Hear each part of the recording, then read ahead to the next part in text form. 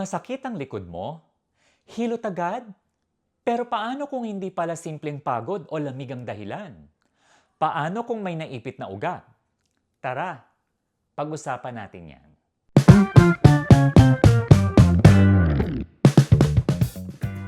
Una, hilot ba o tamang clinical assessment muna? Lumaki tayong mga Pilipino na kapag masakit ang likod, balikat, o batok, hilot agad ang ating naiisip. At sa totoo lang, maraming pagkakataon na nakakatulong naman ito para maibsan ang pananakit at pagod. Ako mismo ay lumaki sa hilot nung ako'y maliit. Pero hindi lahat ng sakit ng katawan ay pare-pareho. May mga kondisyon tulad ng slip disc, fracture, muscle tear, sakit sa kidney, sakit sa pancreas, sakit sa atay, nerve injury at iba pa na maaaring lumala kapag maling intervention ang ginawa. Kaya bago tayo magpahilot or magpagalaw ng katawan, mahalagang malaman muna saan ba nanggagaling at ano ba ang sanhi ng sakit o ng iyong nararamdaman or idinadaing. Dahil ang tamang paggamot ay nagsisimula sa tamang clinical assessment.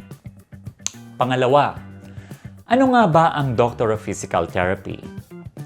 Kapag narinig ang salitang physical therapist, madalas iniisip ng iba, hilot, exercise lang, o simpleng therapy. Pero alam mo ba na sa United States, ang entry-level degree ng bagong physical therapist ay Doctor of Physical Therapy o DPT.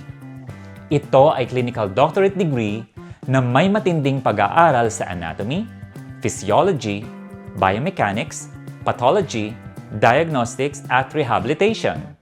DPTs evaluate and diagnose movement-related impairments and functional limitations. Kaya ang tawag sa kanila dito sa US ay movement specialist. Kumbaga, kapag doktor sa ngipin, ang tawag ay dentist. Kapag doktor sa mata, ang tawag ay ophthalmologist or optometrist. At kapag movement specialist, physical therapy doctor or physical therapist. Ang trabaho nila ay hindi lamang magbigay ng exercise.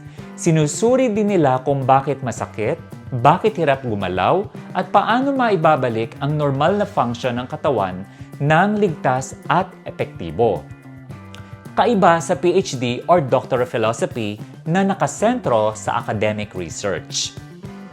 Pangatlo, DPT, medical doctor, or personal trainer. Ang Doctor of Physical Therapy naman ay eksperto sa movement, rehabilitation, injury recovery, at functional restoration. Ang mga ehersisyo ay parang gamot na inirereseta ng isang doktor imbis na iniinom na gamot.